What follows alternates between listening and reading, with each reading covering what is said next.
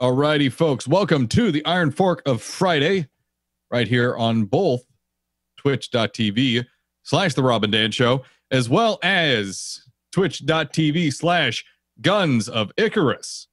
You can see both streams. Both streams are happening over at robanddan.tv/live. Boom. I'm with Fourth Oracle, as I always am. On Fridays. Oracle, good afternoon. Good afternoon. It has been a long day already of different people and different groups streaming it up. Really? I'm feeling fine. In celebration of Guns of Icarus. Yeah, seriously. You guys have been at it since, 3 hours ago? Yeah, about. I've been on air the entire time, too. I don't know how that happens. Yeah, geez, man. Take a load off or something. I don't know why this keeps happening to me. You volunteer for this stuff, man. Well, someone has to help with it. I don't get it. So we're in Guns of Icarus right now. We're getting set up for the Iron Fork. It's a weekly cake event that you folks can participate in. The password for today's lobby is Flagon. Flagon. Flagon. You can hop in game, join our lobby, and get in on the action. It is a weekly cake event that Cake holds to get to know the community and to get some practice in. Thank you, Rob, by the way, for tossing the information there in chat. Rob is actually handling the Guns of Icarus stream right now. I'm handling the Rob and Dan Show stream, and I'm dropping frames for some reason. Ruh-roh. Uh-oh. Whole 2% frames drop. That's not good. Wait, you're broadcasting? Yeah. I'm sending it to both, I thought. You are? God damn it. Are you sending it to both? Yes, I should be. Yeah, I'm not seeing yours, Dan. Oh, you're seeing Rob's? Yep. I didn't know Rob could do that. Yeah, I can. I have the technology that does not blue screen. Well, screw it. I'm turning off my broadcast. We don't need you anymore. You're obsolete. Wait a second. Pause button here a second. Did you make a joke about my laptop, Rob? Maybe. Okay, so for those people that missed it, I was showing off some of the tech that Rob's developed for our broadcast during the dev fireside. And as I was holding it up to the screen, my laptop blue screened. Like full on blue screen and forced restarted. Good golly, man. It was perfect comedic timing. What did you say to it? Claptu Verata Nicto. Oh! Maybe that's what did it. We're all screwed. Oh, God. Charge. Now, we also have a new feature that we're debuting this week on the stream. Are we going to do that right now? Or Yes, we are. If you are currently in the Rob and Dan Show chat, or if you are on robanddan.tv/live, where you can see both chat rooms, I am initiating a team vote where the audience can vote on which team they believe will win, that they side with, either way.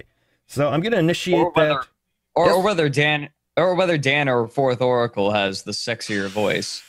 Clearly, it's me. And here is the gauge. If you are in the Rob and Dan Show chat, just type in !team vote, all one word, and then put in either red or blue after that. There we go. We got one vote so far. I voted red, and we have a little gauge up on the screen there to show which direction things are going. So awesome. I love it. I side with blue. I love it. That was the wrong chat, Rob. Oh, whoops. Blame Rob. Wow, good shot, Rob. Wow. Man, we don't get Radbot over on the Guns Oh, of Icarus. Radbot just punched you in the face. Same account. Only one vote. You cannot change your vote. Yep. Everyone get over to the Rob and Dan Show channel by going to robanddan.tv/live and vote. Vote it up. There we go. Of course people would vote red. That's where most of the cakes are. And then once the match starts, we will turn off the vote and announce the winner. There we go. Also, Oracle, you have actually firsthand experienced. You have experienced the Ram Cam. Yeah.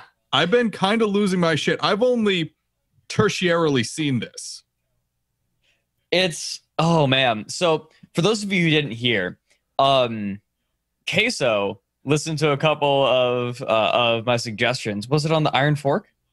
No. It was during the Sunday community skirmish. It was just like, it'd be awesome. It'll be awesome. A gunner cam. And I was just like going off and fantasizing about all these different like spectator features. And Queso sits there, he's in chat and he's just like, yeah, I can make these happen. And so now we have an orbital NG cam, a gunner cam, and we have a ram cam. And those are all actually on the dev app right now. So if you get a buddy to go into practice or something, you can try them out, and they're awesome. They're gorgeous. I am so pumped. I can't wait for that patch to drop. Also, someone saying over in the Guns Vickers chat, I want to play on game battle, so I don't care about the graphics. I hope I can play. That is also very important. Everyone who's listening to this should go over, if they have not already, register on game battles. Get your team registered on game battles. Start getting some points for your team. Get those points going. Get things moving. It is so vital you do that. This game is super cheap right now too. Like it's on a Steam sale. Mm-hmm. Yeah, Imagine pointed it out in chat. It's like $4. Oh yeah. $4. It's that's your coffee in the morning. Go without coffee for a day, and bam, you got the game. Yeah, this game is so sweet, man. You know, considering just looking at my Steam account, because I can. Looking at my Steam account, I have gotten 628 hours of enjoyment from Guns of Icarus. You've done a little bit more than me. I have quite literally gotten my money's worth, and more. I'm thinking, like, how much have I paid? I mean, I got a 4-pack. I'm thinking I spent maybe like $4 on the game, so that's like I paid less than a cent per hour. We have some of the usual suspects here in the lobby. Let's take a look at the Melon Midian. Melon is back. Okay, he's been gone for a little bit. He's back. He's going Hades Artemis for this one. You can see a lot of Pyramidians in this one. Hades Artemis both on the front. Artemis for that mid-range disable, and the Hades for fire stacks and armor break all over the place. Actually, the Artemis does have some pretty, that's a half decent hull damage. Half decent hull damage, I'll call it. Okay, Staplaza in chat is saying they've yet to fully adore its beauty of that which is Icarus, and to that I say, invite them aboard your ship. Oh yeah. Like, just get a couple of your buddies on the same ship. That's where the magic happens. Oh yeah. Oh yeah. So once we actually get started in game here, we will go ahead and see which direction the vote went. Right now, it's heavily in favor of red. People in the chat think that the red team is gonna walk away with this one. For some reason, though, we're starting over the Crazy King. Good God. Wow. Yeah, yay! Streaming day! Crazy King! Shoot me. It's not necessarily the Crazy King is a bad vote. It's more fun than I'm willing to admit. But it's so like it goes on for so long, and it's just perpetual action, and it gets exhausting. It does. But it's definitely there for a reason. The game can't be just insta deathmatch. You need to have a little variety. Variety, even if a lot of people don't like it. I have no comment. The Gene Wilder. Really? I think Fox has actually flown the Gene Wilder before. It's a Spire. I've never seen it. Lumberjack on it. Lumberjack's like long range weaponry for. Never mind. He switched out. He's going for the Darwin's away. Never mind. Let us begin. Come on. Ready up. I want to see this. So I'm kind of looking at the team compositions right now. I like blue team's composition better. They have the sort of power of the Pyramidion. They have the quick movement of the Squid. The fact that like they can just get onto the point quickly, and the Goldfish is somewhere in between. Yep. Leto needs, I thought when Jacob said Leto needs us to ready up, and I was just like, wait, he's saying Leto needs to ready up? I'm like, what? Yep, I'm hitting the ready button. I'm piloting. Let's go. I want to get on. I want to get in on. No, that's a bad idea. We're trying. We got to be professional today. We have to show off our casting skills. The one lament I have about casting is that I don't get to play. By the way, Lament in our chat room there. Hello, Lament. Haven't seen you in forever. Oh my. He's actually there. So no, crazy. Anglian Raiders is the map. It is a crazy map. Oracle, tell us about it. Anglian Raiders is big. It is very big. Flight ceiling decently high. And all the points are ridiculously far away from one another. So Anglian Raiders tends to be a game of who can position themselves correctly and play the sort of baiting game better. Who can hold the opposing team at the point. Alrighty, icing on a cake. The VSS icing on a cake. First ship, piloted by Shattuck Shademore. It is a galleon. Right-hand side is Carronade Watcha. Left-hand side is a Flak Watcha with a Hades and a mortar on it. We also have the VSS Lutetia, piloted by Halifaran. We have on the front there a Gap mortar with a flamethrower and a carronade. We also have the Melon Midian, piloted by Melon McCrabernathy. Unfortunately, though, it looks like he's having some connection issues. Replaceable is taking the helm instead. On the front, we have the Hades Artemis with a side carronade and a flare. Go ahead, Oracle. And for the blue team, got to do this quick. We have the Darwin's Away, a Goldfish being piloted by Q Foxp. Watcher on the front, carronade on the port side, and flamethrower on the starboard. Aboard the VSS Sire Dyer, a Squid being piloted by Gibbs Gymnast. Flamethrower on the front, Banshee on the starboard, carronade on the back for a little bit of defense. And finally, we have the Iron Mask, another Pyramidion, being piloted by Delta Jug. Gap mortar forward with a carronade and flare on the port side. Just because the Gap mortar is a beginner, one of the novice ships, doesn't mean it's bad and doesn't mean it is underused. The stream for me is actually, oh no, the hitbox stream for me is frozen. Is that something I need to fix on my end, Rob? Okay. Ram on the Lutetia. Iron Mask gets rammed. One takes down the armor. Second one takes out the hull in a 1-2 punch. Now the Iron Mask, though, in a lot of trouble. Melon Midian using that Hades to great effectiveness, but it's getting flamed by the Sire Dyer, and it doesn't have chem spray rotations going on. It's okay. No, I thought its engines were on fire. That's just the flare. Melon Midian still got an easy shot on the Iron Mask. This Pyrrha is not looking good, Dan. May have an easy shot, but these blue ships are still keeping the red team off that first point. It doesn't look like red team's gonna even try to cap it back. They're just going to duke it out until then, while the icing on the cake and the Lutetia gets on the next point to be active. That's going to be B, right above the ruined battleship. Oh boy, blue team cleaning up there. Down. Yeah, in the end, though, that death might be in the favor of the red team, because that means he's going to be able to spawn even closer to point B and assist his allies sooner. And he'll get full permahull. Yep. I was just about to say that gives that fresh permahull. Sometimes in Crazy King, as we have mentioned before, it can actually be more effective for you to disable a ship and not kill it, and just leave it limping and in need of repairs while you go on to the next point. Yeah, that's one of the things that makes a Squid particularly effective in this game mode, is because it can disable a ship and then quickly dash off to the next point and leave its enemy in the dust. But that's not what has happened this time. Instead, it's decided to just hang out on A point, and red team right now already beginning the capture. However, the Lutetia is not technically on it. It's got to drop down, and this might give the blue team enough time to come in. The Darwin's Away, coming in low, using that balloon to cover its hull. The Gatling, most of it's going to go into that balloon. The Darwin's Away, it just barely gets the block. I'm surprised they got that block. I mean, that's really impressive piloting. Fox had to deal with a lot of incoming fire from the icing on the cake, especially. Just absolutely impressive piloting there. Lutetia getting focused.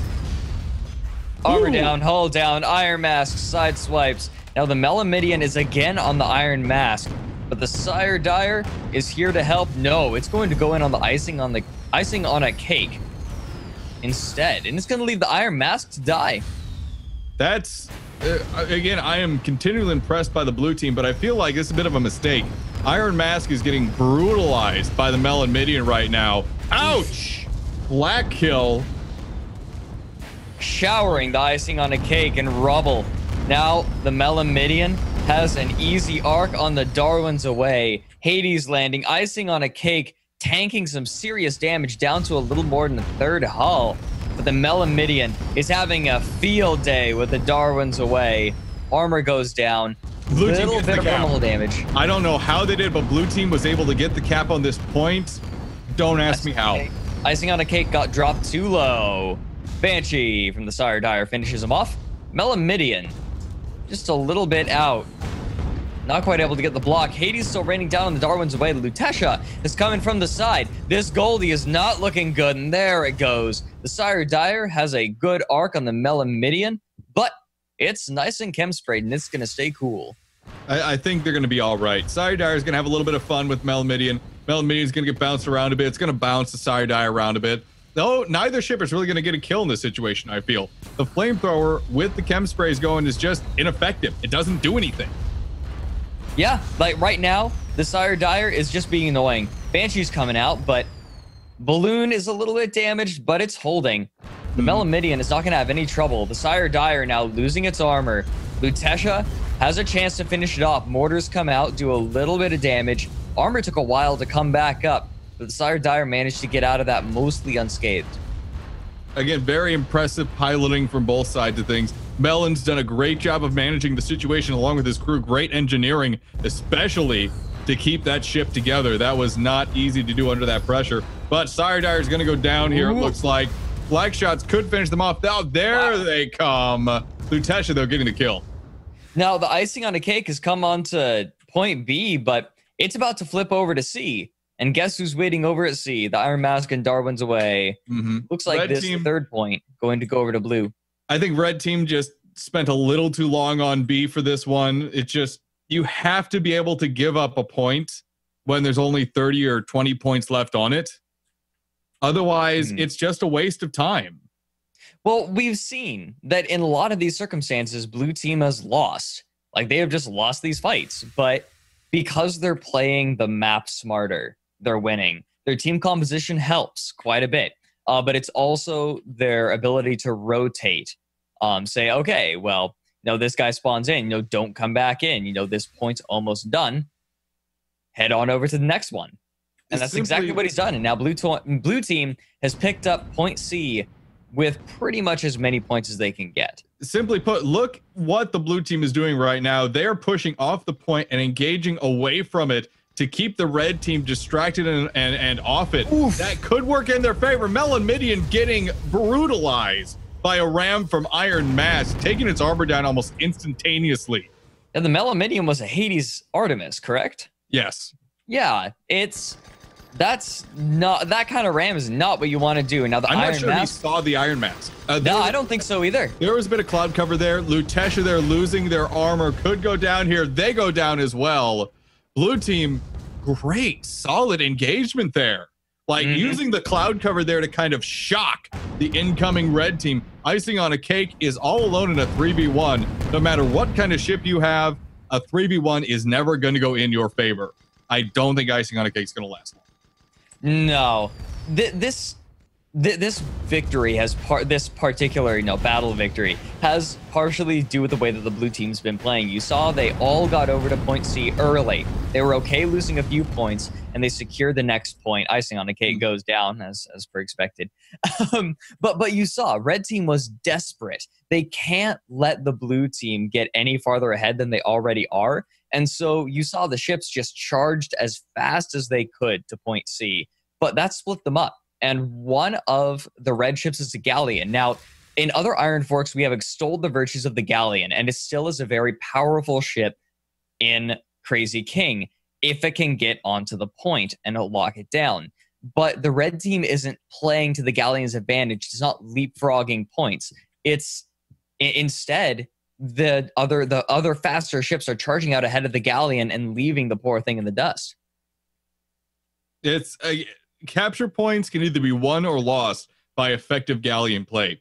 If a galleon quite happily sits its rather large rear on a point, you're not going to move it off. It doesn't matter what kind of bumps, artillery, or nuclear bombs you drop on it. It simply has so much hull and so much survivability and so many big guns. If it's already sitting somewhere, it's happy, it's fine.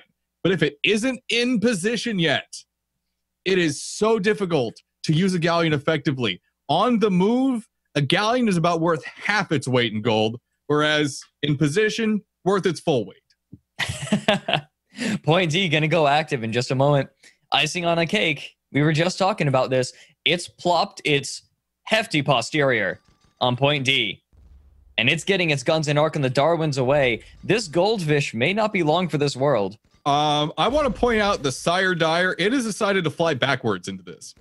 Whoop. Oh, what's it got on its rear? It has a carronade.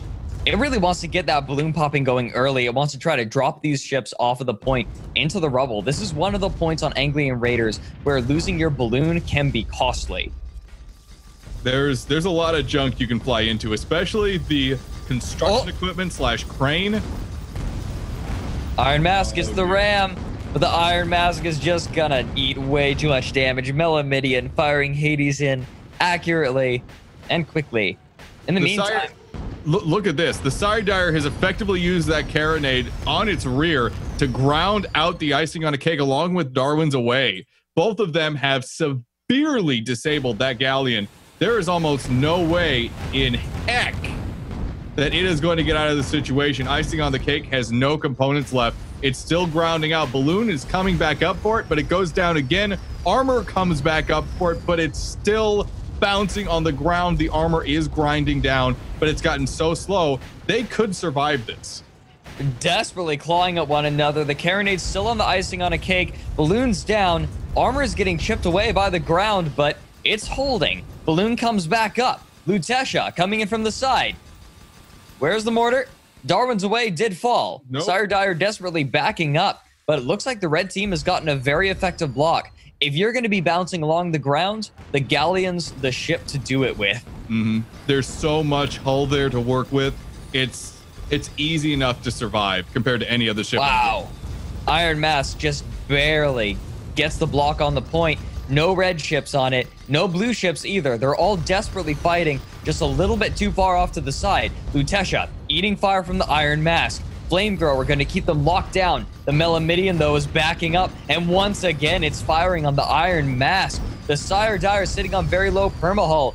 And it's going to be able to pick up the kill on the Lutetia despite that. And the Melamidian still not able to get permahull. There we go. Permahull landing on the Iron Mask. It's tanking. But the icing on the cake, firing shots in. Armor comes back in just before the Hwacha barrage, but it goes down immediately after. Hades raining in. Where's the Artemis?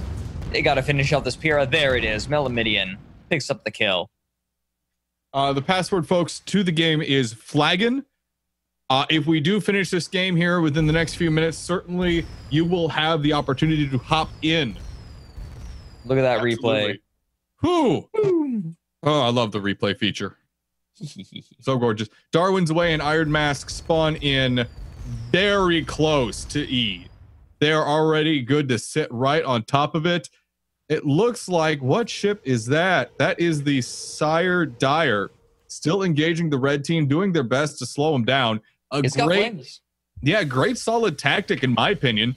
You don't have to kill the enemy ships in this situation. You can if you want to, if you'd like to get them off the point, but it's a better idea to slow them down, because if you can get on a point and set on it quite a while before the enemy team does, you're going to have a much better opportunity, like we just saw with the red team, to hold on to it. That got them their first set of points for the game. So they did a really good job with that. But Iron Mask and Darwin's away are already on the next point on E. They cap it for the blue team. Oof. Blue team is going to get a lot of points from this. This is actually the winning path if they hold on to it. Yeah, they could finish it with this point if they can just hold it. Now, the Sire Dire has moved away from the Melamidian, trying to get onto the point. Artemis is raining in, disabling the engines.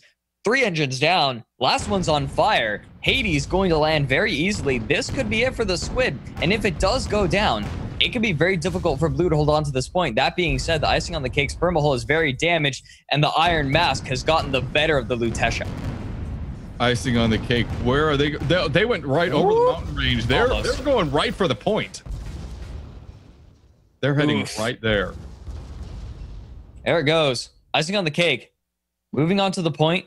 Iron Mask is not technically on it, but I'll fix that in due time. If the armor on the icing on a cake goes down, this could be it. Mortar's coming in a wee bit early.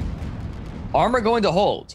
They're going to have to get another Gatling round into the Galleon to bring the armor down. They're trying to get an arc. They're having a little bit of issues. Icing on a cake is being squibby there. Chedic Shademore pulling a little reverse out of the arcs there of the Iron Mask, staying on the point to try and help cap it. But while Iron Mask is still there, they are not going to be able to decap it. Yeah, it doesn't matter if the icing on a cake survives if it can't take down these ships. Armor goes down. Mortar is going to rain in. Banshee coming in. I think that's from the Darwin's Away. Sire Dyer, actually. Sire Dyer, excuse me, you're right. That's the only blue ship with Banshees on this. Now the Melamidia has come in, focusing the Iron Mask, but it loses everything. Darwin's Away coming in for a ram. Boom! Goes to the balloon of the Darwin's Away. Its armor's holding fine. Mortar rains in. Not quite it. Melamidian holds on for dear life. However, they get the mallet whack. The Gatling's coming in. Mortar is there. Very nice. The blue team's going to get this one. We are past the point of no return. Good job, blue team, for giving us a short, sweet, crazy king. They played the map better. Fast. They played the map better. Significantly so. Absolutely. Like their ships were where they needed to be. They never held on to a point for too long. I was very impressed with the way that they moved off of the point, with maybe 30 seconds remaining. They always left their point at just the right time. And if the red team was fighting for it, then they were left in the dust, and the blue team was already moving toward the next point. Like, it was always in the blue team's favor, even when blue team was losing fights. It was never at any point in time until the very end about who could kill who faster or better or more effectively. Most of the time, it was about who could waste whose time most effectively. And that definitely came down to blue team doing it better than anyone else could. They simply wasted the red team's time. They drew it out. And if you can do that on a Crazy King match, if you can waste the enemy team's time by making them struggle over points and try to play the comeback game while you're being proactive with things, the game's going to go in your favor. Absolutely. That's how Crazy King goes. What's our next map going to be? Oh, we have an open spot, but I think that filled up immediately. Looks like Nico's having a little bit of a tough time connecting there. Hopefully we'll get him in. So coming up later today, we do have a full schedule today over on the Guns of Icarus Twitch stream. Certainly go over there if you aren't there yet. Very important that you do so. We have a full day, an absolutely full day of broadcast for you, including but not limited to ending the evening off with the Metaminion. Yeah. For those of you who don't know, I host a talk show. It's been a couple weeks, but I host a talk show all about the competitive scene of Guns of Icarus. I bring in competitive players, former competitive players, anyone with an in on the competitive scene with a unique perspective. And this week, I'm going to be dragging in Scrimscraw, and we're going to be talking about the way that the Hephaestus really turned the metagame on its head. That's true. If one thing I really want to talk about, at least when it comes to where the teams are right now and what's being focused on, is what happened to the actual game mechanics, to the metagame during Hephaestus, because we started out focusing on things like the Artemis, about the Gat Mortar, the general things that we're used to focusing on. And we ended with talking things about spires and mobulas and very strange things that we're not necessarily used to talking about. Interesting. I have strong opinions on the Spire, but that'll come up in the Metamidian. So you guys can participate in the Metamidian. My chat is always open. I'm always looking at chat when the show's going. And if you have an opinion, you have a thought, put it in chat, and it will be considered. So don't even worry about it. Like it's not judgmental. If you have a piece of information wrong, we're not going to get on you for it. And if you have an idea that we disagree with, but we try to have fun with it. It definitely is casual. So that's going to be happening. What's time again? I need to check again.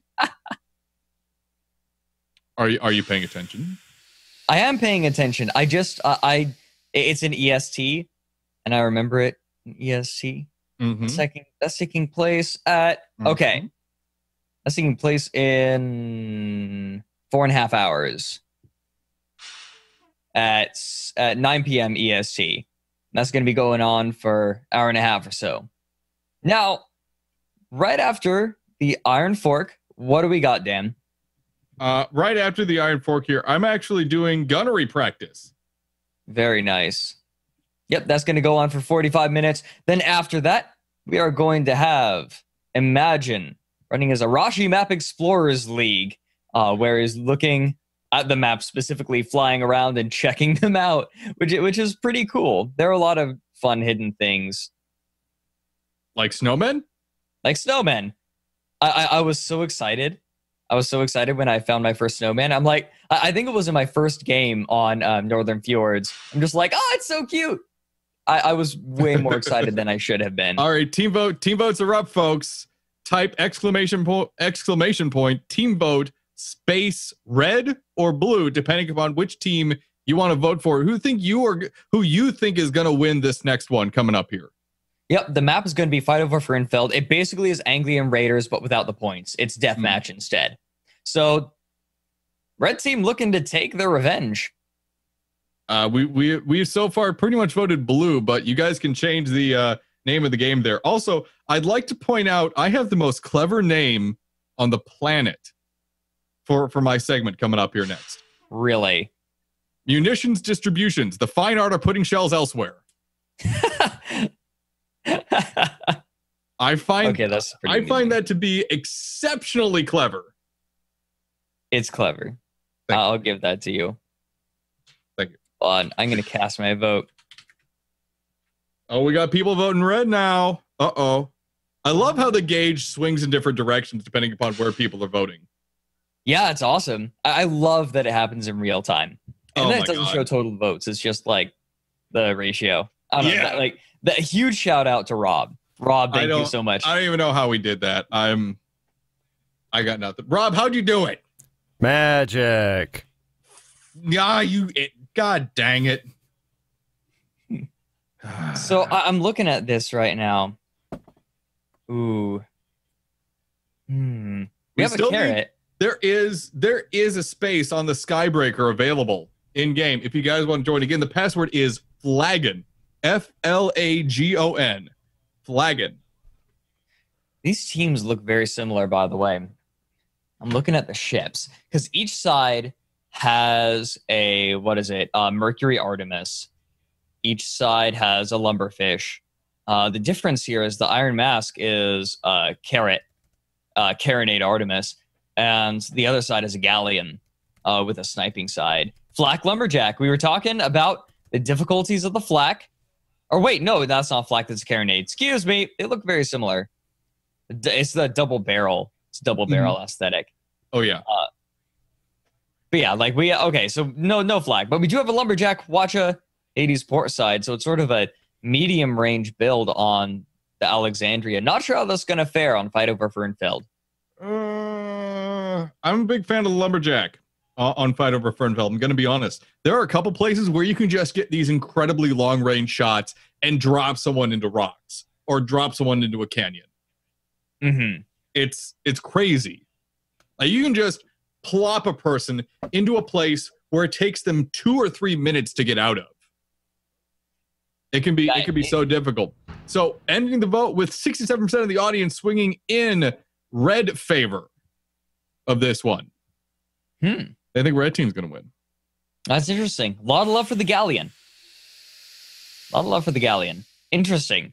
Not sure I disagree. Not sure I agree with it, but going into the map here, fight over Fernfeld it is. Oracle, you told us a little bit about it already. Tell us the full explanation. Fight over Fernfeld is kind of interesting. It's easily the biggest map in the game.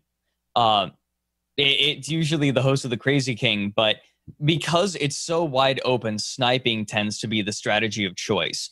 We do have some pieces of hard cover that get used, and a lot of the time it's a matter of who can get the right angles where.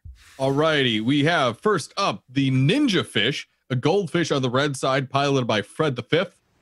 He is part of the Riders, a goldfish with the Lumberjack on front, with, I believe, double Banshee and a Flare, rather, on the sides. We also have the Alexandria, a regular here at the Iron Fork of Friday, piloted by Halia Farron. On the right-hand side, we have Carronade Hwacha.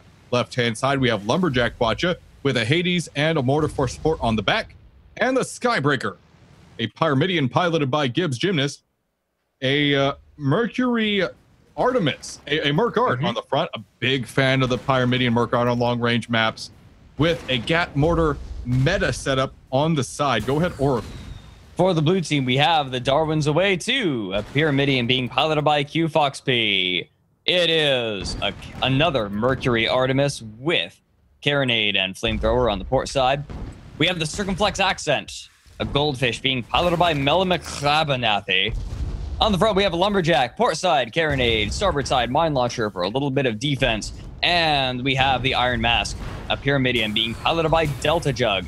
Carronade Artemis on the front with another Artemis and Hades on the port side. So we have a Carrot up front, but then we also have double Artemis Hades for some sniping. And right now, it is laying the pain on the Ninja Fish. Ninja Fish is getting eaten alive, got eaten alive, I might add, by the Iron Mask and that trifecta, along with Darwin's Away and the Circumflex Accent. All three ships are firing on the singular target. I believe that was a called target situation too by the blue team. Great job of organizing themselves and picking a target apart. First kill for the Blues. Now the Iron Mask has been doing some serious work, but now Hades are starting to go wide. It's having to move a little bit to dodge some of these shots. The Alexandria reining in with the Lumberjack, threatening to drop the Iron Mask onto the ground, and if it does drop, I think that'll be the end of the Pyramidion. Queso was asking if he could spam our chat room. We don't have permission to give you the Guns of Icarus chat room spam, but if you want to spam the Rob and Dan Show chat room, Queso, you may. I do not care. Special permissions. Circumflex Accent getting targeted down right now. Merc taking out the Lumberjack, and right now it is defenseless. Iron Mask moving forward, trying to draw attention away, but it gets a Hwacha to the engine column. Doesn't destroy any of those engines though, so the Iron Mask might be okay. It's using Drogue Shoot to slow its descent. Right now, it's just tanking, but these other blue ships have really got to make this charge count. Otherwise, the Iron Mask is gonna eat it. I really love how the red team has kind of drawn the blue team into their own zone and really given them a position where they're just going to be picked apart. Oof. Blue team has willingly engaged in this trap. Iron Mask losing its ballooning in a Drogue Shoot to try and hold its altitude, but it's not doing itself any favors really. It's just sitting there for the Skybreaker and the Ninja Fish to pick apart. It's going to be okay for the moment, but right now, blue team is in a very bad position. Blue team's composition does not want an all-out fight like this. They want to try to chip away at one another. That's where they really excel, because they have the Hades Artemis, they have the long range of the Iron Mask, but they also have a Lumberfish. And these together, that's not a whole ton of firepower. The Hades double Artemis is too far away to really be doing a huge amount of damage. You see the Hades is going wide on the Alexandria, one of the biggest holes in the game on that Galleon. But it's just not working. Blue team needs to try to drag this out, but they've been forced into a nasty fight. Circumflex Accent coming in from the side. It's managed to flank, but it could be the next target. Alexandria tanking, but it's a Galleon. It's going to be fine. Blue team just they're kind of floating around a bit, trying to figure out exactly how they can approach these. Circumflex Accent has been segregated off away from its allies into this side pocket here, just on this extra little area above the fjords. It's a tough situation right now for the blue team. They're still trying to figure out exactly how they want to focus their fire, but because they're taking so long to do it, they are going to start getting chipped away here. Yeah, this has lasted much longer than the red team should have allowed. I feel like they should have gotten the kill earlier, and now the Circumflex Accent is off on the side.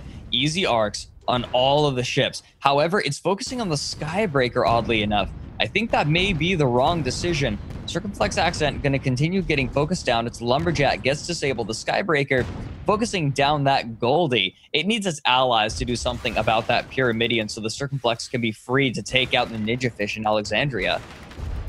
We have had a slow-mo moment here, looks like. Oh, no. iAttack saying that there is slow-mo now. They're cool. Ninja Fish getting loaded into there by its own ally, the Alexandria, for some reason. Whoopsie daisy. That's going to be a costly mistake. I don't think it was a mistake. I think it was a joke. I think they were screwing around. Circumflex Accent coming in from the side. Now it's targeting the Alexandria. There goes the balloon. Alexandria going to drop. Ninja Fish going to drop as well. The Lumberjack can just beast through balloons so quickly. Alexandria still trying to get a beat on something. Both teams are struggling to get a kill right now. It looks like Ninja Fish is starting to feel the pain, but so is Iron Mask, really getting focused by Skybreaker and the Ninja Fish. Armor goes down on the Ninja Fish, though. Hull is going to start taking chip damage here if something isn't done. Iron Mask just ate it for too long. Skybreaker started focusing it down at easy shots. And that was the Ninja Fish? Yeah, no. Alexandria. They got the Hwacha into it. They just did way too much damage. Circumflex Accent is starting to take some of that focus fire. Hwacha shot's going wide, though. It's in an okay spot. It is far enough away that even these long-range guns are going to have difficulty doing anything. You see the Lumberjack is almost out of its range. Now they have Lesmok in it, but it's going to have to back out of here pretty quick. Circumflex Accent has cover. It'll be okay. Darwin's away, though, charging in. This is not a good decision. What's going on here? Darwin's away just saying hello to both of these ships, doing a little bit of a hydro burn there, gaining altitude, but I fail to see what they want to do. They just put themselves up for being a really big target.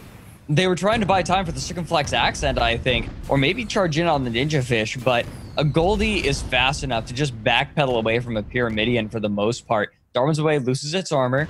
They should be able to bring it back up pretty quick. There it is. It's going to be okay. Darwin's away. Still backing up. Iron Mask again back in. It's surviving for a very long time. Mm-hmm. I'm surprised the Skybreaker hasn't done more chip damage to it. It's facing it. It just is, maybe it's a little bit too far away. I feel like they shouldn't be so tentative to close distance. Both teams are playing very cautiously right now. No one really wants to get in each other's faces because of the solid long-range weaponry. But I'm starting to see that both teams, because of that caution, are having trouble closing the deal. Iron Mask getting hammered just a little bit. Hwacha shots are missing pretty drastically. Lumberjack shots landing though on the balloon. It's going to drop the Iron Mask down just a bit. They're drogue shooting to save what altitude they can, or were at least. A Ninja Fish going to be the one targeted down. Skybreaker is the one putting damage down on the Iron Mask.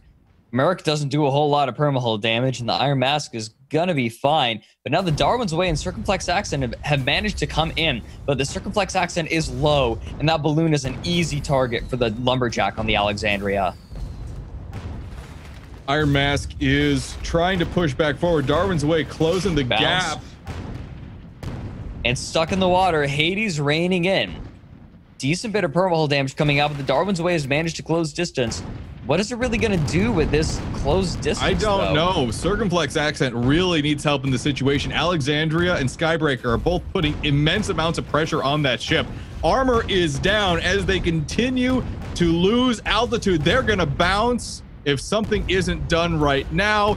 There is the bounce, but Balloon comes back up to save what little hull it could. Circumflex Accent, though, too much pressure. They're in full tank mode. Absolutely. Absolutely. That's all they can do right now. But you see the other blue ships are being locked down. Ninja Fish staying on the Iron Mask, keeping it low. Skybreaker doing much of the same. The Darwin's Away has not been able to do a whole lot to the Alexandria. It's firing on it, but the Alexandria can tank for days. It's doing fine. Now, the Circumflex Accent has managed to tank long enough to get up and out of its situation, but the Alexandria has easy arcs on this Goldie. The Circumflex does have a Lumberjack, so even if it closes distance, I'm not sure what it's going to be able to do. At this point, at this rate, it's going to end up on the starboard side of the Alexandria and in the arc of those close range guns. So what I'm seeing right now with blue team is that despite the measured, reasonable aggression, red team is simply backpedaling gently and matching it shot for shot, if not better. Skybreaker. Although Iron Mask, Skybreaker, oh my goodness, great shots. Iron Mask has Skybreaker right where it wants it. Armor could go down here. Armor goes down, gets the kill. Yep, Carrot just a little bit too much for that Pyramidion to handle. Ninja Fish in the meantime, eating a fair bit of damage. Permahull is exposed, but only the Merc is really there. There's the Artemis, but it doesn't quite land enough. Darwin's Away wants the ram to try and finish the kill. Here comes him from behind, but it hits its ally right into a mine. The Circumflex and Darwin's Away are in a little bit of a scary situation right now, but the Ninja Fish did get hit by that mine, and it bounces. Alexandria has easy arcs, but unless the Skybreaker can get in here and start getting some shots down, it's going to be a 1v3, and even then, 2v3. Not a great prospect for the red team right now. Great pressure there by the red team. It looks like, yeah, Skybreaker has spawned back in. There he is. It looks like Darwin's Away is going right for it, while Circumflex Accent and Iron Mask are both going to try and take care of the Alexandria before Ninja Fish can get involved. The 2v1, no matter what ship, as I said in the last game, does spell death in these kind of competitive matches. Now, the Alexandria is in a really tight spot. I was saying that the Hades double Artemis at range, not so great, but this right here is the perfect range for the long range side of the pyramid of the Iron Mask right now. Every single one of those shots it's more of a medium range build, to be honest, yes, and it eats away at that galleon. You saw how fast that it destroyed that galleon. That is some scary damage. It was all about the fact that every single one of those shots from the Artemis and the Hades were landing perfectly, consistently. There's so much damage potential in those guns, and they were all landing every single one of those shots. Circumflex Accent pushing in on the Ninja Fish. Oh my god! Ninja Fish charges over. It gets the ram, stops the Circumflex Accent, destroys the balloon. The Circumflex is going to be a long time coming back into this fight, but the Iron Mask is coming in. Great Lumberjack shots. Yeah. Those were fantastic Lumberjack shots in the Iron Mask. Ninja Fish able to take out the balloon there in just a snap moment. Those shots are hard to make with a long-range weapon like the Lumberjack in such close quarters. Ninja Fish, though, in a 2v1 situation, the Alexandria desperately trying to lower down and get into arc, but it's just going to end up in a meat grind. Ninja Fish goes down, and now the Alexandria is once again all alone. It's threatening to have its balloon popped by the Lumberjack of the Circumflex. There it goes. And now the Iron Mask is poised to use that Hades double Artemis. Watch it goes into them, but it's nothing they can't handle. Skybreaker actually just got the best of the Darwin's Away too, but it's not without cost. They have a lot of fires they have to deal with still before they get back into combat, and I don't think they are going to be able to help out their friends on the Alexandria anytime soon. Yeah, armor's down. If they try to repair the balloon, the armor goes down. If they repair the armor, the balloon goes down. There's just no winning for the Alexandria right now. Circumflex, however, has become the target of the Skybreaker. Artemis and Mercury coming in, able to disable. Did they disable that Lumberjack? Yes, they did. Comes back up. Shots. Those are not easy to make. The Alexandria right now eating fire from the Darwin's Away. Darwin's Away has come in from the side, and the Alexandria is still tanking like a boss. In the meantime, the Iron Mask getting his balloon popped. It is out of this fight, and the red team may be able to claw their way out of this initially bad engagement. You know, it's certainly possible. Red team, though, struggling to keep things together here. Alexandria, although they're still tanking it, just lost their armor again. Balloon is down. Impact bumpers are up to prevent any damage, or were up, rather. They're trying to turn to get some kind of shots, but that armor is still not up. No, they need to get it up. I don't know, but the Darwin's Away has turned its guns. It's firing on Ninja Fish. The Alexandria has been granted a reprieve, and now it's going to have the opportunity to load some Carronade and Hwacha into the engine column of the Darwin's Away. But it's not there. It's not there. The engines are buffed on the Darwin's Away. This would be so detrimental if the Darwin's Away lost its engines. There goes the main engine. Turning engines are still up, though. We just lost the Circumflex Accent, getting taken out there by the Skybreaker. It's too much. This fight is so split. Both teams are struggling to gain a focus, but it looks like both Iron Mask and Ninja Fish are doing their best against Iron Mask and the Darwin's Way, rather, trying to take on the Ninja Fish, but Darwin's Way can't get any altitude. They're having trouble keeping things in the air.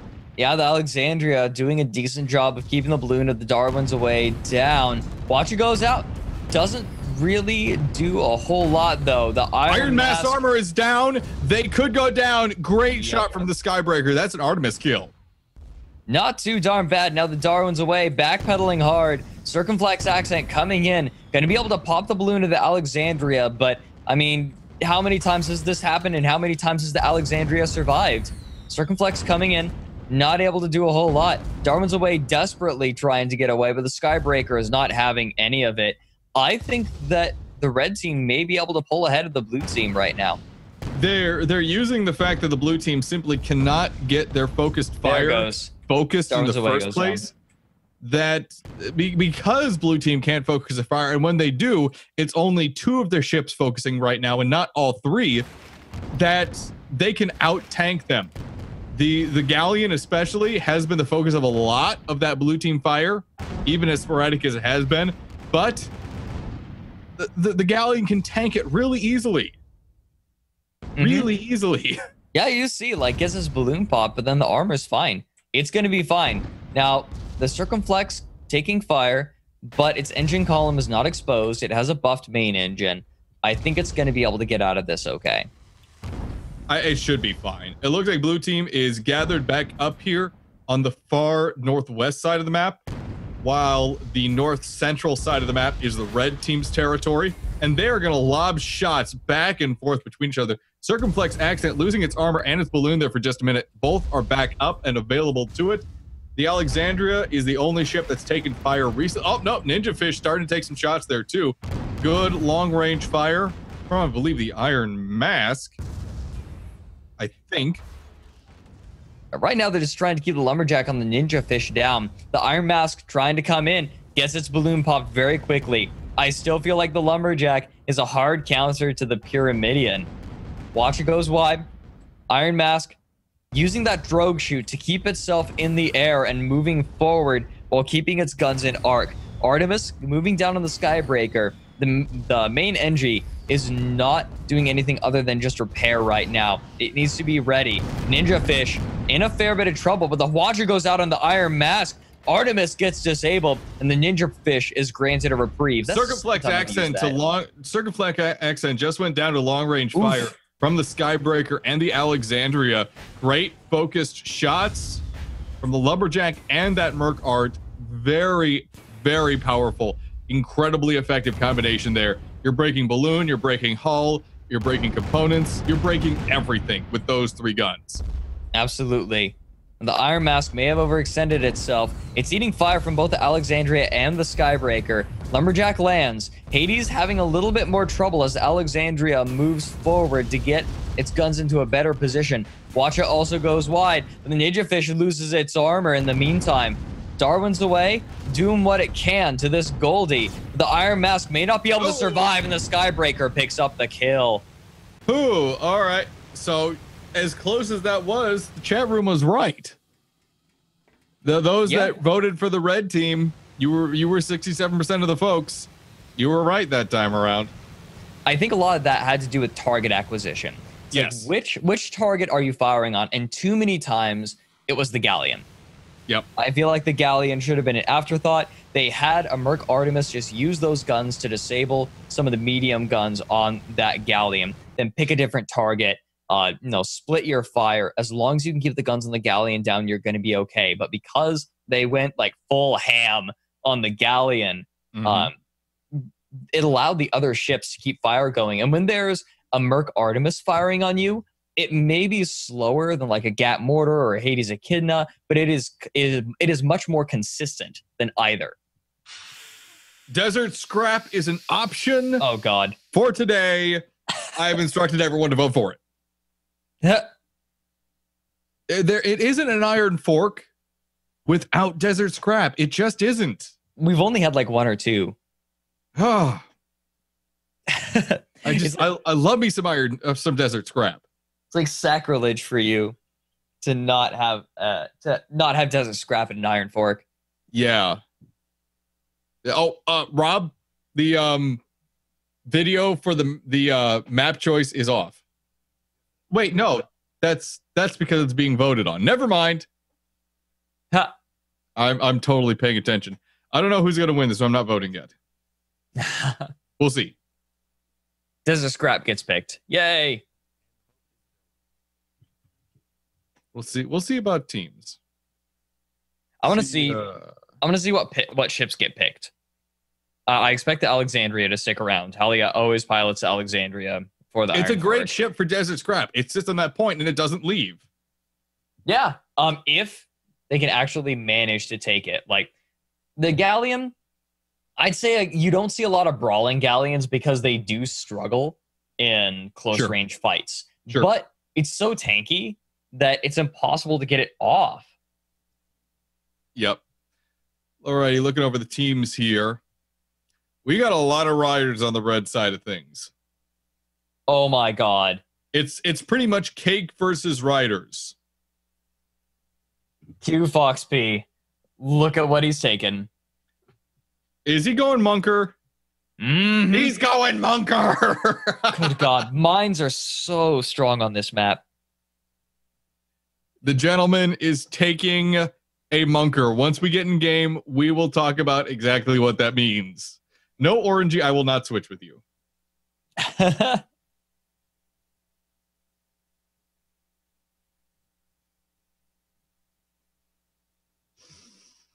Oh dear. Oh my goodness. What else are we seeing? The Red Dwarf. Nice reference. Also going to go Pentamine. We're going to see a lot of mines on this map. Hold on. I need to do the math. 50 mines. 50 mines potentially. Unless we have more. Queen's Oven going to have 2 mine launchers, going a little bit more conservative. When you see a Munker, it's usually this kind of Munker. That does not every single gun is a mine launcher. Want to thank you all for joining us here, both at twitch.tv/Guns of Icarus and at twitch.tv/The Rob and Dan Show. You can see both streams. They are the exact same streams, but you can see the streams over at robanddan.tv/live. Go ahead and hop in the Rob and Dan Show chat room and type !team vote space red or blue to think about who you want to vote for, who you think is going to win this one. I've already voted for I've already voted my direction. We'll see who other people vote for. Let's see. We have a lot. It's odd. We have a lot of writers here today. Kind of do, don't we? I mean, we have Fred, we have Delta, we have Daniel, and we have Luosi. Well, Luosi isn't technically a writer, but he brought some CSM with him as well. We also have Exterminator. And do we have any others? No. That's all. There you go. I've thrown in my vote. Is Queen's Oven also a Munker? Let me see. Yeah. No. It has 2 mine launchers. Just 2. It's a Munker is technically like any junker with a mine launcher as one of its guns. I thought it was at least 4. No. That's not the definition I've heard. I've heard like the most effective Munker is one that doesn't have all mine launchers. Well, it's not as awesome then. But then you just never get the chance to use the mines oftentimes. Well, I guess it's desert scrap, so you might see some. We'll see. Oh god, this is going to destroy the servers. It's going to be crazy. I'm excited. I'm excited to see what happens. Got some. All right, gonna end the vote. What do we got? 67% say blue. 67% are with me. Who are you voting for? Who'd you vote for? I voted red. Really? Why do you say red? I fear the riders. Yeah. Oh, Victor, Wolf Prince, you were a little late. The vote ended. They both voted blue too. Oh wow. Oh no. A lot of love for Cake. A lot of love for Cake right now. Quite reasonably so. Because of the team composition. That being said, I kind of like the double galleon. That's just the trouble with double galleon, however, is that if they both get disabled, they can't help one another. They haven't got a chance in hell. It's an unfortunate situation of the galleon is a great support ship. You cannot support another ship when you're a support ship. Oh, that doesn't sound right. Two support ships do not make an attack ship. There's only been one team that actually managed to pull off double galleon. That was Duck Waddling. Team. Yeah, you remember. Yep. You remember back when we cast their scrims a bunch. Yeah, I do. They were able to pull it off at times. Sometimes Overwatch had the best of them, though. Puppy Fur, especially with his squid, was able to work them over pretty well. Yeah, it's tricky. Rolling double galleon is very tricky. And it definitely depends. Like, builds become very important when you have a double galleon. Now, on the other side, I'm extolling the virtues of having the right build against a pair of galleons. And what do you got on the blue side? Well, you have a Carronade in the number 2 slot and a Banshee in the number 4 slot. So not only does it have the ability to pop a bloom, but also has the ability to close the deal because the Banshee does so much damage against hull. Oh, Never mind. They changed it up. Squid with Mine Launcher Carronade. Okay. That's essentially the same idea. Whew.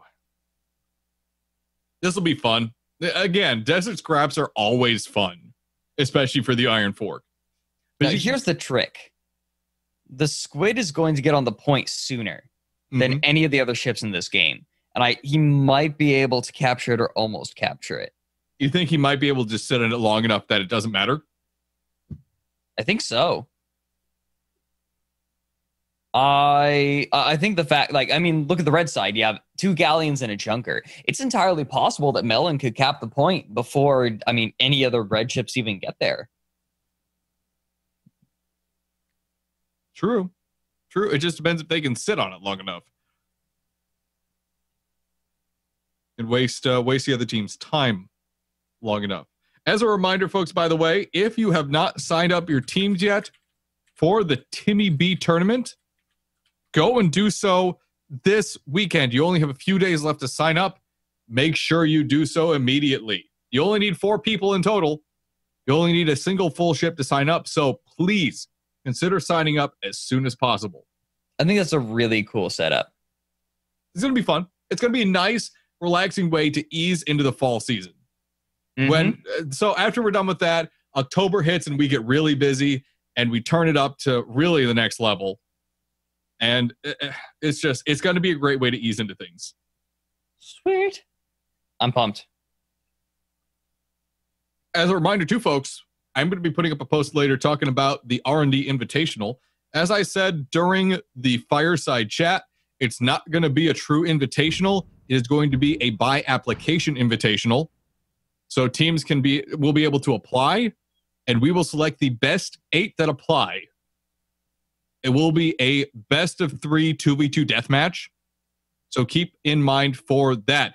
The signups and info, Wolf Prints, are on the forums for Timmy B. Desert Scrap is the map. Oracle, tell us about our favorite map ever. It is a very wide open map, but none of that really matters because there's only one spot on it that matters. The very center, inside the Leviathan, you have the capture the point. It's King of the Hill. So that's the only spot that matters, and it is tight quarters the whole time. Alrighty, going over loadouts very quickly. What is this? This is the Red Dwarf, piloted by Fred V. On the right-hand side, we have mine launchers. Front, we have mine launchers. Left, we have mine launchers. Yay! Everyone gets a mine. On the St. Damon, we have Delta Jug piloting. It is a galleon. Carronades on the right. On the left-hand side, we have Hwachas with a Gatling and a flare. And for the Deicide,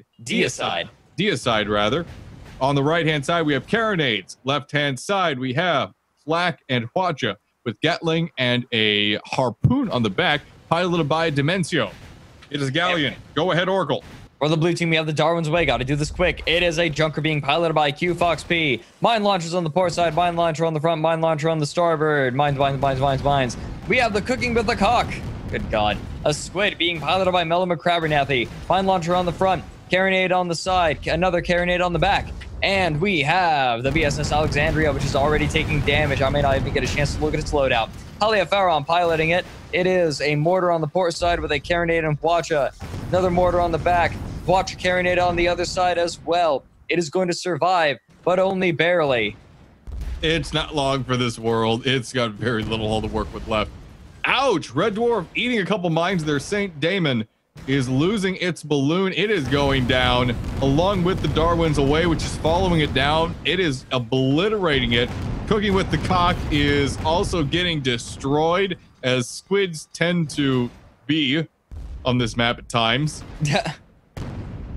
Lumberjacks are actually loading into that balloon now too. I would not want to be on that squid at the moment. Not right now. Darwin's Away can eat Hwacha as well. The Saint Demon is doing a really good job of playing double duty. Look at all the mines already. Darwin's Away eating Hwacha though. Ooh! Mine lands. Does a little bit of permahull. It's gonna survive, but only barely. Nope, never mind. The big reason that mines are so important is that the mine launcher obviously launches these floating mines that just sit out there. They are hostile to everything. They have wonderful, wonderful friendly fire that absolutely obliterates anything that runs into it. Oh, and I'm typing things. Cooking with the Cocks. Oh dear, I don't think my interface worked that time. Saint Demon getting carronade into the cooking. Gonna send it back and off the point. And the red team still holding on to this point very nicely. The Alexandria is hanging out high, but it's not able to do a whole lot right now. It's keeping the red dwarf down lower, but it can't do much. Its existence pretty much did not matter, and the red team was able to pick up the point despite it. Ooh, mine lands.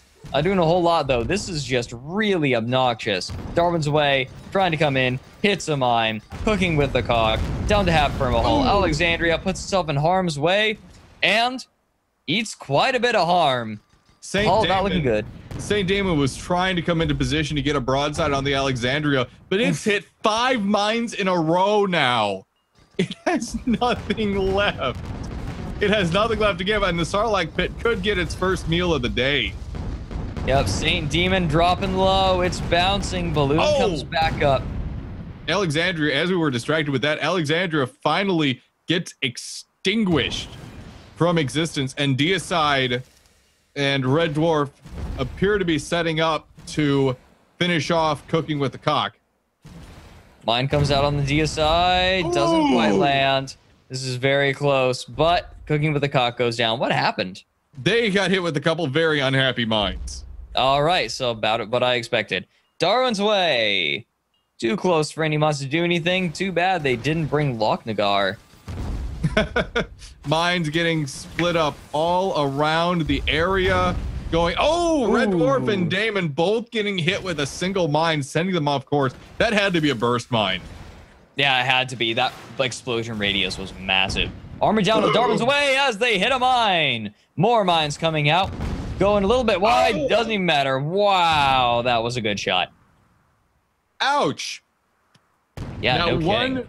one really fun trick you can play with mines, as Alexandria tried to go through the back there, but they missed the opening. They're just trying to take pot shots now through there. Halia didn't quite make the slot, sadly. Not quite. He's going to have to back up. He's going to have to back up and take the standard route. But anywho, one thing, get mind. Cooking with the Cock getting bounced around by the DS side just a bit. Red team having secured the point quite handily here. One thing about mines, as I finally get to it, if you hit a mine with a mine, like if you shoot a mine and it hits an already deployed mine, it will instantly explode both mines. Oh, interesting. I actually didn't know that. Whoop, Cooking with the Cock coming in. Watch it gets loaded in. It's not long for this world. A very good Watcher Burst is the bane of any squid. Yup, no engines. It's going to rise up, try and get out of here, but the armor gets destroyed. Red Dwarf, if it can land a mine, that's going to be it. Mine arcs, pops out. Mine. Too many mines. Mine. Cow. Mine? I disagree with you. Mine. Cooking with the Cock. Trying to come in. Alexandria bumps, loses its armor. The Cooking with the Cock has got to land a good mine, but it goes wide and it hits another one. This is just getting... This is like pinball. Like guns of pinball. Like, no, like pinballs of Icarus. I don't know. Saint Demon eating a lot of damage from the Alexandria. Even though it lost its armor, it's kind of stuck, but it's holding. The Red Dwarf is too close to do anything with those mines. Ooh. What ship was that? Well, that was number 5. Cooking with the Cock goes down. That squid was not long for this world. I wouldn't want to be a squid in this situation with as many mines and galleons as there are. It's so risky. Saint Damon coming in to get a broadside on the Darwins away, but we don't see that a Watcher Burst instead coming out from the Dia side.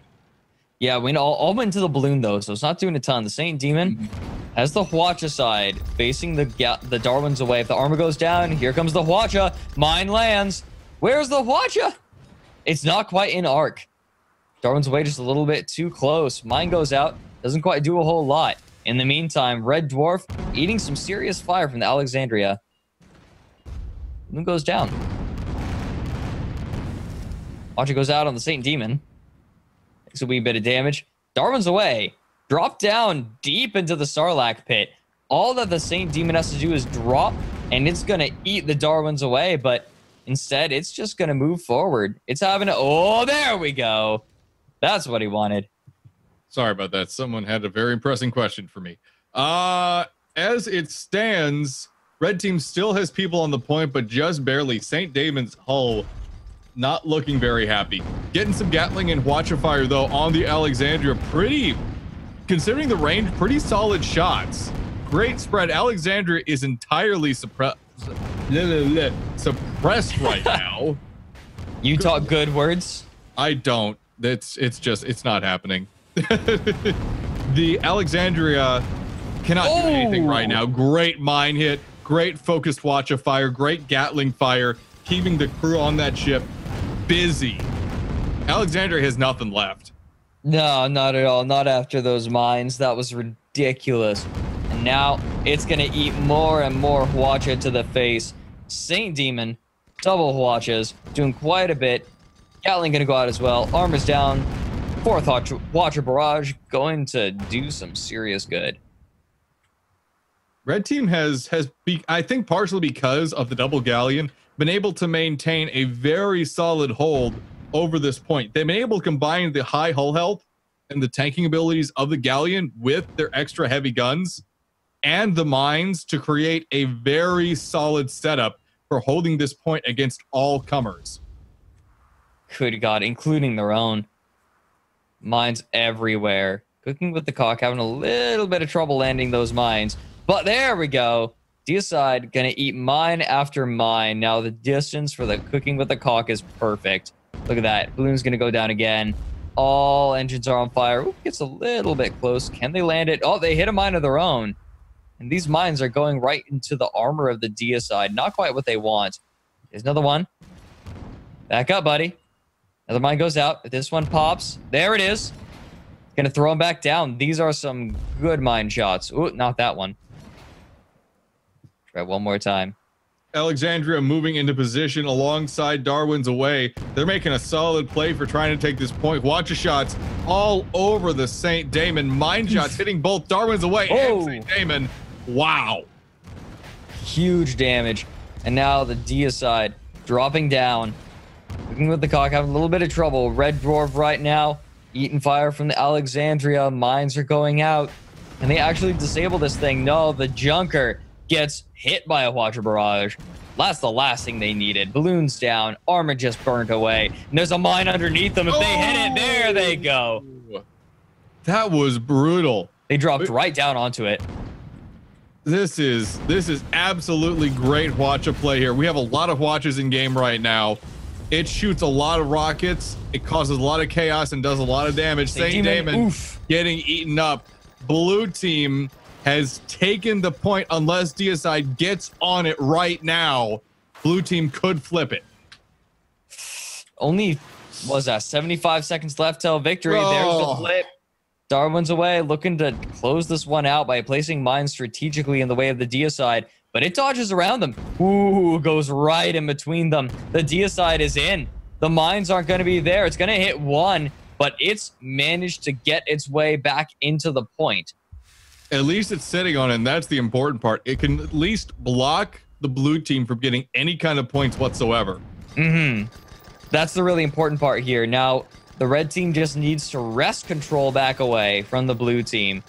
They'll be able to do it, but that's a tall order. They've got a flak instead of a carronade on that port side, so it's going to be tough. Now, Deicide moving forward, trying to ram the Darwin's away, but it misses. Darwin's away rises up too high, but assistance has come in. Red Dwarf throwing out mines. Oh! Cooking with the cock, eating it. Deicide doing some serious work. Big shout out to Dementio and his piloting. Those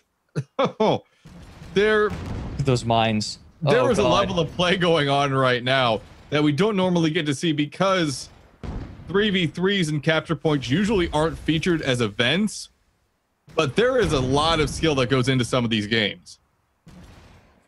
Oof, there's absolutely, like, this is probably the best desert scrap I've ever seen. Mines are everywhere right now. Oh, if anyone just nudges that minefield, they are going to get completely destroyed. Look at all those mines just sitting out there.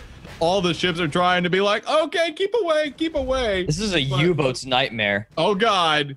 St. Damon has a mine right above it. Oh, they tap it. Ooh. At least it's not that massive minefield over there. Watch it goes into the balloon of the St. Demon. Armor goes down, though, since that went to the armor. Oh, my God. Cooking with the cock just went straight. All right, I want to see the replay of this one. Oh, my God. Here it comes. Oh. Oh, here it comes. Blah. So ridiculous. Darwin's away right now, eating some fire. Armor went down. Watch it did a lot of permahull damage. Deicide getting a barrage into the Alexandria. Gatling comes out a little late. Now the armor goes down. They have the flak. It doesn't burst, but it still does a lot of permahull damage. Gatling chipping away, but they run out of fire just before they get the kill. Mine going down right now. No, Alexandria is still just barely holding on. They have barely inches of life left. Not even. Hold on, I'm gonna count the pixels. It's like 5. I think that's 5 pixels. If even. Cooking with the cock, moving through the field. Gonna do a bump on Red Dwarf. Yeah, you can't really ram with the squid. It's more of a nudge. It's a gentle nudge. That's about it. Oh! Oof. Mine's going out on the St. Damon. On the Red Dwarf as well.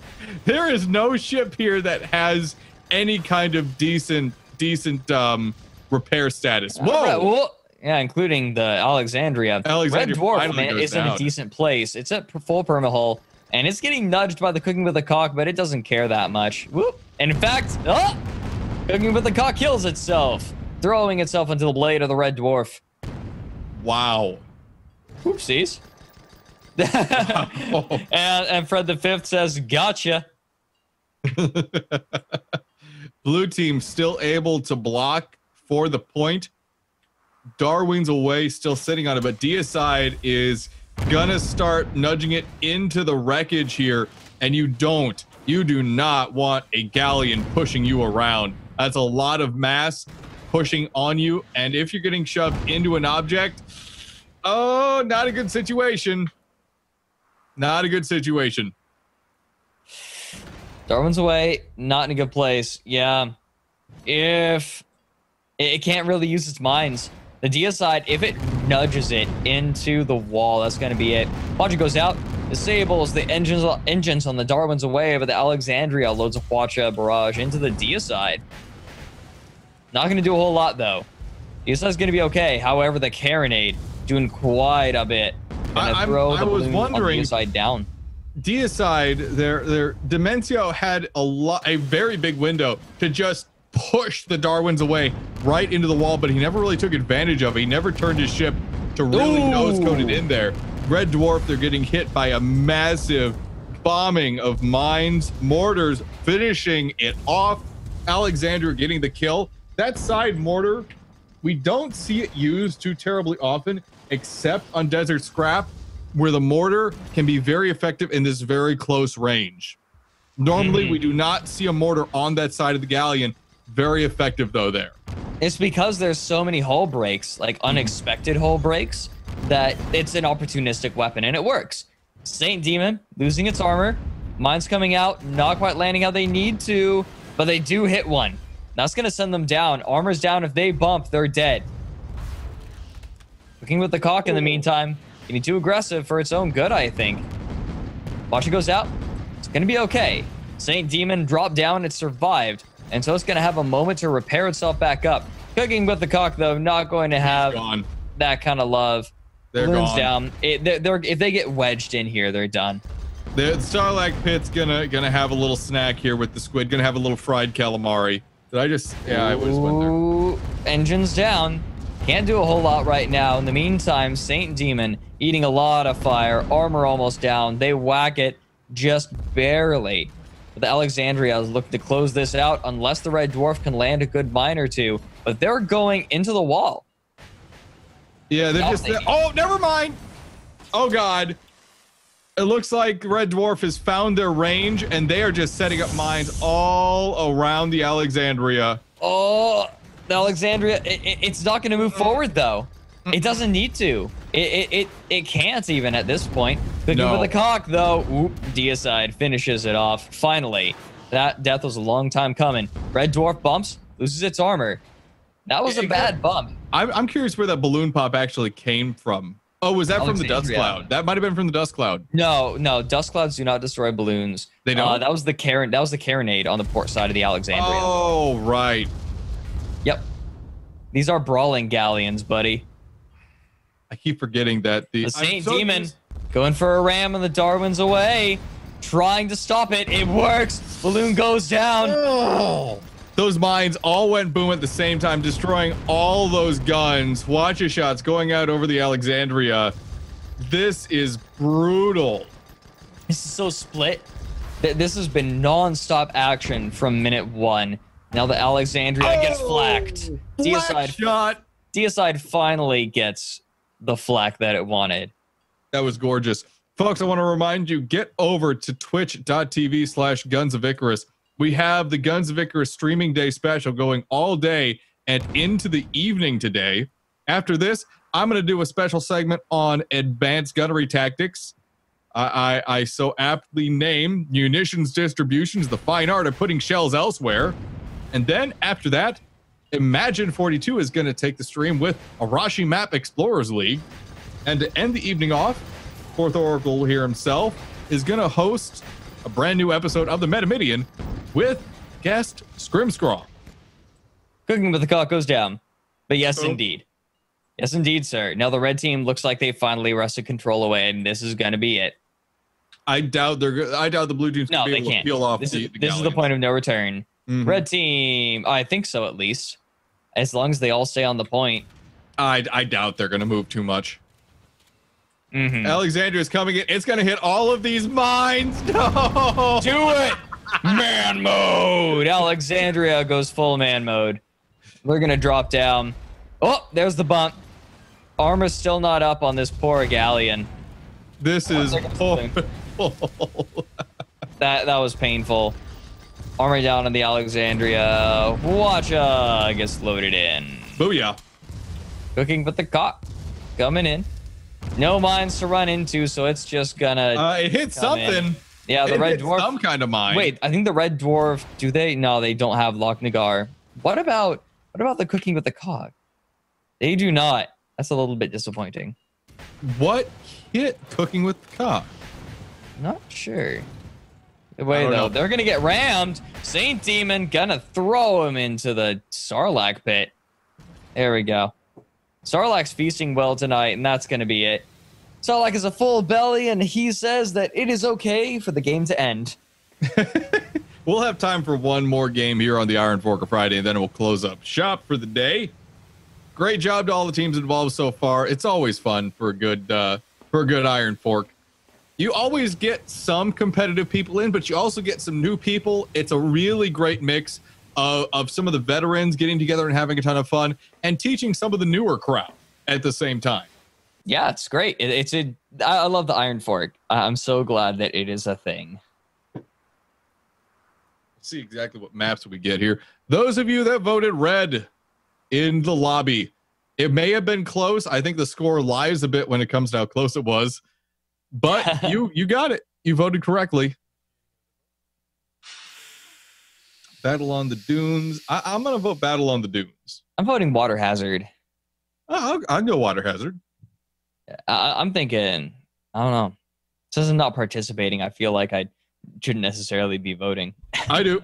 I feel like we should both vote because we're the ones that have to cast it. And Fair point. We have another vote up in the chat room. There we go. Vote up, people. See what team you think is going to win. Queso is saying temptation to add mine cam rising. Oh, Can God. it happen? Please? Please? How would you do that? I don't care how he does it. I just want to see it happen. That'd be kind of fun to follow a mine as it flies through the air. Whee! I You think- could have bullet cam then. I think it would be fun Oh, to where when a God. ship explodes, the scrap coming off of it could do collateral damage to mines. Incognitus, you can join the Iron Fork if you own Guns of Icarus. You do not have to be Cake. Yeah, Anyone you can don't join. have to be part of any clan. This is an open event. It just takes a slot opening up. It is extremely popular, and as such, it takes a little bit for a spot to open up. I gotta say, as a caster, trying to cast King of the Hill matches or Crazy King is so different. It's so different. It's good Because- practice for actual death matches, because if you can survive and keep going for a Crazy King match, a 2v2 death match is a breeze. It's fun. It's I'd say, I'd agree with that, but I definitely say that the dynamic is very different. Deaths are important, but it's not like it's necessarily a step toward victory. Each death is a little bit there's more context to it. It's tiring, probably because I just don't have as much experience with it. Phew. Hashtag caster problems. Oh yeah. These are the things we think about. Sometimes, if we're thinking. Once again, folks, please go over to twitch.tv/Guns of Icarus to check out the entire day of streaming events. Entire day. Mm-hmm. I'm kind of curious. I'm actually kind of curious what Imagine actually has planned for his Explorers League stuff. I'm not even sure. Don't know. I know that he explores maps and finds little nooks and crannies, but I don't know. I'm going to check that out. I'm going to grab myself a cup of tea. I'm after I do my gunnery practice, I'm going to be glad just to not be on the air anymore. No, yeah, you've been around for a while. I'm tired. I'm tired from that. You must be exhausted. It's going to be a total of 6 hours for me today. Mm-hmm. And then I have stuff I have to do tonight still. I have posts I need to put up, including Oracle. How does it feel to be an official caster for Guns of Icarus? I made the announcement earlier today, and I'm going to be putting the post up. We have our 9 official casters for the esport community. Is that so? It is. Nice. And Kevias, because of your begging, Kevias is going to look into getting us a badge in-game. Aww. I know, right? I mentioned it as a joke. Well, Kevias liked the idea. Oh, okay. No, I mean, being a caster for this community has been incredible. I definitely I feel like I've grown as a caster personally by doing it. But to be a caster for such an amazing community is incredible. To see these teams grow and change and interact and see, like, the game itself is incredible, but the community is also amazing, and how close everyone is. And it's great for spectators too. For people who aren't necessarily actually involved in the competitive side, like, it's wonderful to watch, and it's great to just be part of such a great supportive community. I'll tell you this, it is so different. I don't know if you guys know this, but I used to be a caster for League of Legends. I'll give a little story. I actually almost started doing it professionally, because I got hired by Acer, but before the contract could get signed, the LCS was announced, and all the big teams were taken away, and so that door closed, and so I'm just like, okay, where do I go now? It's like, well, I started playing Guns of Icarus. I learned there was a competitive community, and I started playing competitively, and I'm like, wait, these guys need a caster, and so it felt great to come into such a wonderful community after the league, like, because the league community is toxic. Looking at Twitch chat is like, it's awful on your ego. It is. It really is. But coming to this community is so different. And I just want to say thank you guys. Like, thank you for giving me an opportunity to cast for you guys and offer my personal skill set. It's been wonderful, and I don't plan on stopping. Like, this is great. Thank you so much. Big thanks to you too, Rob and Dan, for giving me the opportunity to cast with you guys and giving a great venue to everyone. Oh, it's so sweet. All right, vote is ending here. 67% of the folks think that the red team's going to win. People think the red team's going to take this one away. I was one of them. We're seeing some very classic ships here, including the Darwin's away. Never mind, we're not. They've all changed their ships. They refuse. I don't know anymore. I don't know anymore. Either way, this is going to be the last game of the Iron Fork for today. This is going to be the last game before we go over to gunnery practice and advanced gunnery tactics after this. And then we have Imagine and then yourself for the day. And then we'll wrap things up. Again, though, as a reminder, next week, starting on Saturdays at 4 p.m. Eastern, we do indeed have the Timmy B tournament, but you guys need to go sign up for it. Go sign up for Timmy B. The post is on the forums. It's over there in the, let me go find it actually.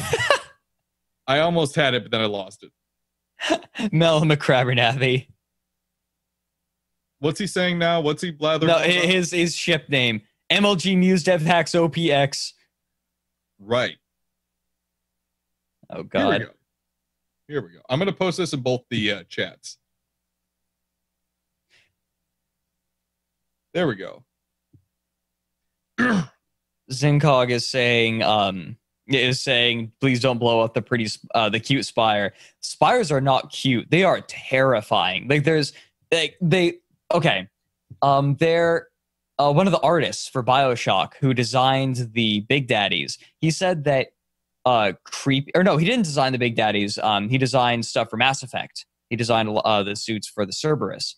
He said that creepy stuff, it always looks just a little bit weird, like a little bit funny.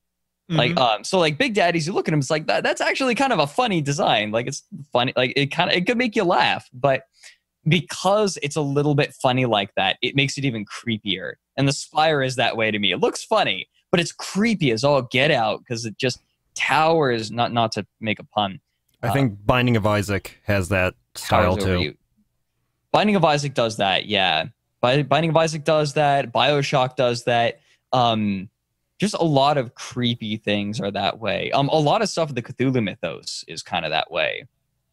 Where most of the monsters look like weird puddles of like arms. Yeah, like the Shoggoths, but then also like the Cthulhu himself, like is a squid head.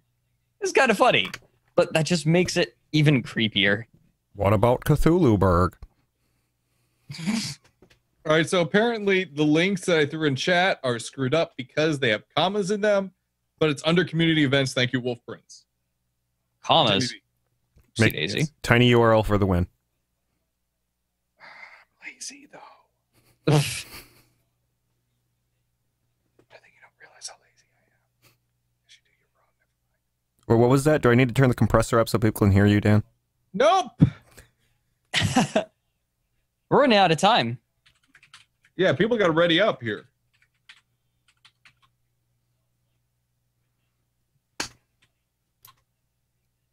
I don't have time for this.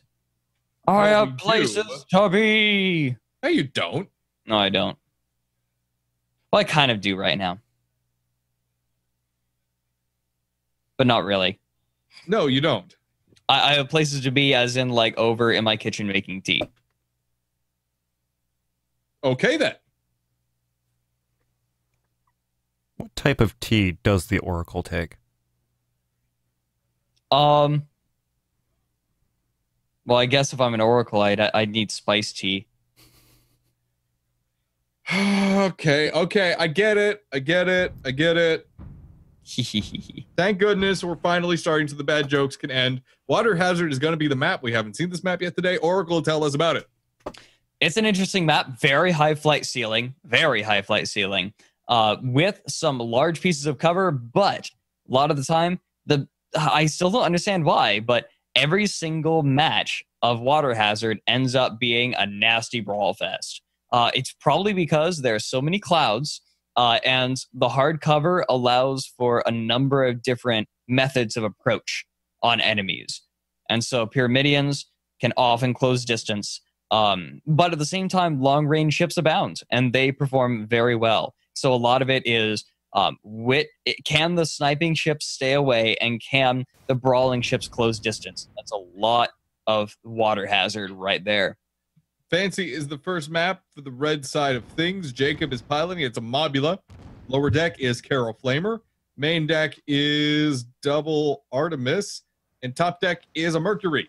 We also have the Firewind. It is a Goldfish piloted by Delta. It's a Blenderfish style with Carronade on the front and Flamer Banshee on the sides. You also have the Olympia, a Goldfish with a Lumberjack piloted by Halioferin. It has a Flamer and a Banshee on the sides for support. Go ahead, Oracle.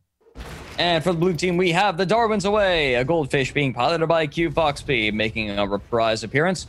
Lumberjack on the front with a Carronade port side and starboard Flamer. We have the What Is Love, a Pyramidion being piloted by Melon McCrabernathy. Hades Mortar, interestingly enough, on the front with a Carronade and Flare on the port side. Gotta make it quick. And we have a dead ship. Couldn't even get to it. Yeah, I know. We have the toast. There's the toast. The toast is a Spire with a Lumberjack on the front. Hades as well. Artemis on the starboard side. Flamer on the port, being piloted by Toasted Toby. We have a lot of different ships getting blown up there. Good pressure from the Firewind. 2 kills already for the red team. They're making this one fast. Yeah, you're not kidding. Darwin's Away now eating quite a bit of fire. Fancy and Olympia already on it. Losing that Spire so early was incredibly detrimental to the blue team. That Spire has a lot of firepower, but it got focused down post-haste, and now the red team is just picking apart the pieces of the blue team bit by bit. That water, by the way, is gorgeous. Just saying it right now. Yeah, it's pretty. Great reflections. Spire fire. The Darwin's Away getting ground out, floating in the ocean there. Not good. Nuzzled by the Mobula, gobbling him up like he's a plankton. Nom nom nom nom. Darwin's way is gone. I have no words for what just happened. That was natural selection in action. I think inaction is the best word for it. Uh-oh. Now the toast may be toast. Oh, come on. Nothing? Uh-oh. Toast may have gotten left in the toaster too long. It's getting terrible. toasted. You knew it was coming. Toast down to half permahull. And the fancy is not going to give any quarter. Armor keeps going down. Eating up the toast. There is no way it can come back from this one. Zop. I think we're tired. Yeah, Darwin's away is the next focus fire from the red team. But what is love, baby? Don't hurt me here. Don't hurt me no more. Is up on the Firewind, brawling the crap out of them, causing all sorts of issues. Firewind is going to have to deal with this if they want to assist the team anymore. The Olympia is trying to take out the What is Love with their Lumberjack, but Firewind is feeling the pressure. What is Love, however, is not feeling the pressure. Clearly, it is equipped to deal with the situation much better than the Olympia or the Firewind is. Mortar shots are being loaded into it. Here's the thing. Bella McCrabbernathy has been trying to make the Hades mortar a thing, and it's just not happening, but he keeps trying to make it a thing. I almost applaud him for his tenacity. Darwin's away, getting hit by the fancy pretty hard, but the fancy getting its balloon damaged really hard by the toast. The toast is just being given easy arcs, but now the fight has moved behind hard cover. You know what I think? Way to come in. You know what I think, Oracle? Yeah, toast! Yeah, toast! Shot right into your microphone. Ow. What? Ow. It's okay. Totally. Don't worry about it. Olympia in a fair bit of trouble right now. Armor getting shredded. Permahull still open. There we go. Armor comes back up. It's not long for the world. Ouch. Finally, blue team on the scoreboard, 4-1. Darwin's away, however, in a nasty pickle. Toast getting fire in on the Firewind, but can't quite keep arc. I see what you did there. That was actually unintentional. Darwin's Really? away. Yeah, you don't believe me. Darwin's away, eating a bunch of fire. Literally. There it goes. Flamethrower carronade just a wee bit too much. When a blenderfish gets in that kind of position on you with a flamethrower and a hellhound, there's not much you can do. Now, the What is Love? Eating too much fire. Fancy picks up the 6th kill for the red team. Firewind is looking to get in position to help take out the toast for that number 7 kill. Fancy's lining things up. Firewind's going to be able to absorb a lot of that firepower coming in from the toast. Oof. Lumberjack landing true. Oh, but the What is Love spawns in. It's going to be able to assist. Firewind eating just a little bit too much damage, I think. Balloon down, armor down. Toast throws out the Lumberjack, not quite landing the way it needs to. The fancy Olympia, however, coming in from the side on the toast. Thank you, Queso, for being here. Appreciate you being around for this. Thank you so much. Watch the toast go down. Oh! Bam. Firewind gonna pick up the last kill. Did it get double pincered there? Yeah. Ouch. That was brutal. And in quick succession, too. In the words of Nathan Explosion. Brutal. Brother. Love my dad. Brother. I have no idea what the reference is, I'm going to be honest. Yeah, have you ever seen Metalocalypse? Yes, but only a few episodes. Yeah, it's Nathan Explosion. He always talks in a metal growl. Oh, okay. Kind of like this. I don't remember their names, I'm going to be honest. That's going to be it for the Iron Fork. There we go. Right on time. Very much on time, which is a rarity. It's kind of rare for that to happen. So, for Rob and for Oracle, I have been Dan. We want to thank you guys for being here on both twitch.tv/The Rob and Dan Show, as well as the primary stream at twitch.tv/Guns of Icarus. Normally, we just stream on The Rob and Dan Show, but because of how special today is, we really wanted to get them on the air for both. So, Thank you for joining us. The Rob and Dan Show stream is going to cut over here. If you're watching on the Rob and Dan Show stream, we are going to host Guns of Icarus so you can watch the rest of today's presentations from either page. Again, we want to thank you for joining us here today. We're going to go off air for just a few moments and be back on with the gunnery practice, or at least the pre-show for the gunnery practice here. Don't go anywhere, folks. We will be right back here in just a minute or two. You're watching twitch.tv/Guns of Icarus and twitch.tv/The Rob and Dan Show.